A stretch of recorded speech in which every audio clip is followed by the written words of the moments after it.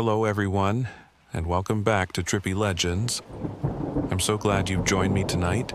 Before we start, make sure you're comfortable and listening in a cozy spot. And if you're enjoying the video, don't forget to leave a comment telling me where you're listening from. It always amazes me to know how far these stories travel. Let's start. I had always dreamed of living in a quiet, peaceful house far from the noise and chaos of the city. The endless honking of car horns, the rush of traffic, the constant buzz of people and lights, all of it wore me down after a while. I longed for a place where I could hear the wind blow through the trees, where the only noise was the rustling of leaves and the chirping of birds. So when I saw the listing for the old house on the outskirts of town, I knew it was the perfect escape I had been yearning for. The house was a Victorian-style building, dark brown and weathered with age, sitting on the edge of a small, sleepy town. The town itself was quiet, not much to offer in terms of entertainment or excitement, but that was exactly what I wanted. I was looking for peace. The moment I laid eyes on the house, something inside me clicked. It felt right. I didn't hesitate. I put in an offer, and soon enough I found myself moving in. It wasn't easy. The house had been abandoned for years, and it showed. The air inside was musty, and there was a thick layer of dust everywhere. The walls were cracked, and the floors creaked with every step I took. But there was something about the house that felt homey despite its disrepair. It had character, and I liked that. As I moved in, I began unpacking my belongings, trying to make the place livable again. It was strange how quiet everything felt, almost unnaturally so. The silence was deafening. No sounds of children playing in the street, no cars passing by, just stillness. The first night, I didn't think much of it. It was a new environment, and I assumed I just needed time to adjust. But as I lay in bed, I noticed something that felt wrong. The house seemed alive in some way.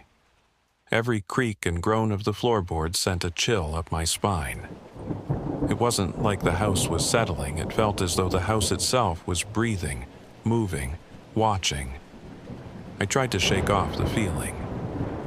I was just tired, I told myself. After all, I had just moved in. The first few days passed uneventfully.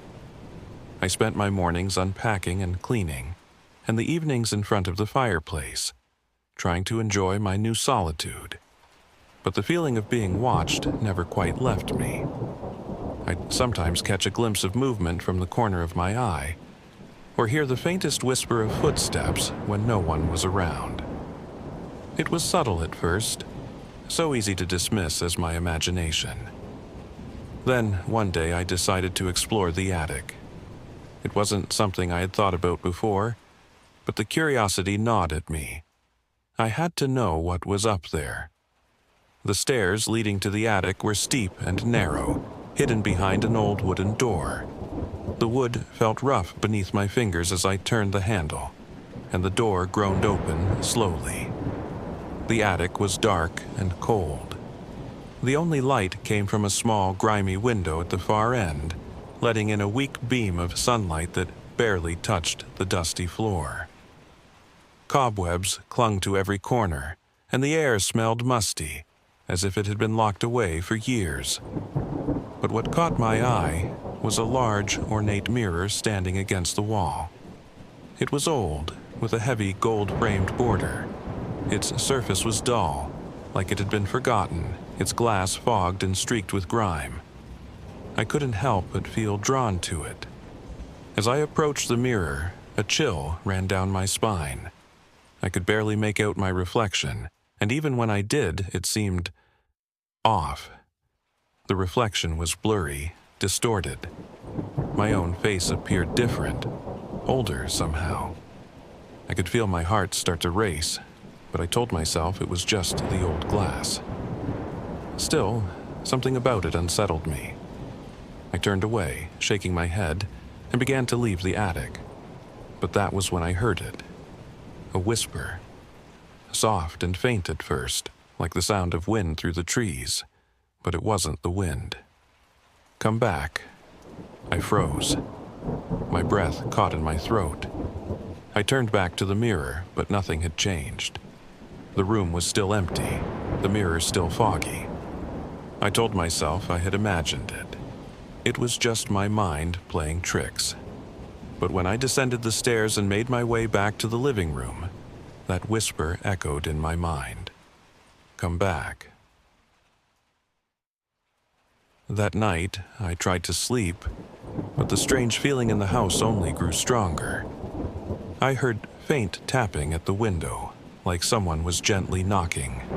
"The wind," I told myself. But the tapping continued, relentless, until I finally got out of bed to check. There was nothing. No one. Just the darkness of the night. I couldn't explain it, but I knew something was wrong. The next morning, I tried to push everything out of my mind. It was a new day, and I needed to focus on settling into my new life. I spent the day cleaning the yard, trimming the overgrown bushes and weeds that had taken over the once beautiful garden. As I worked, the house stood there, looming behind me, watching. It was strange. Everything about the house seemed to have a presence, an energy that I couldn't quite understand.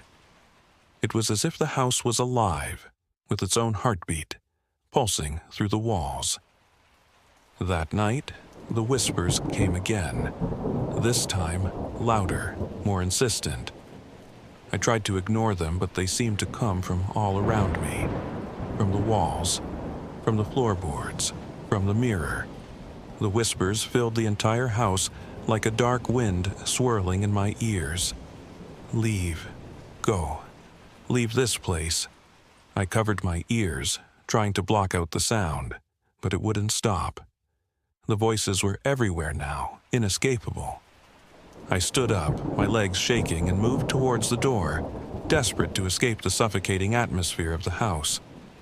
But when I reached the door, it wouldn't open.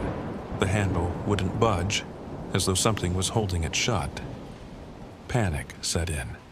I started banging on the door, screaming for help, but the house remained silent.